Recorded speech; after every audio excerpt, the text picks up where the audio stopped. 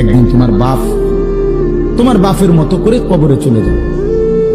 এই যাই দৌড়ঝাঁপ করছে বেচারা কামাই করার, একদিন দেখবা তোমার রাইখা সে চলে গেছে। একদিন তুমিও চলে যাইবা, এই বন্ধু বান্ধব আড্ডা এগুলো সব থেকে দুনিয়ার জায়গায় থাকবে।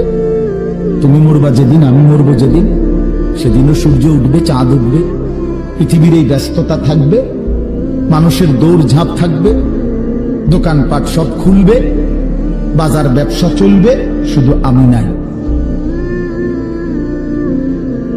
শুধু কি আমি, আর সবই কি স্বার্থপর দুনিয়া। কেউ তোমার জন্য 1 ঘন্টাও থামবে না, কেউ না। কারো হাতে সময় নাই ভাইয়া, কারো হাতে সময়। বহুতই বড় স্বার্থপর এক দুনিয়া এটা। এজন্য বুদ্ধিমান সে, নবীজি বলছে, আল কাইয়িসু মান দানা নাফসাহু ওয়া আমিলা লিমা বা'দাল মাউত।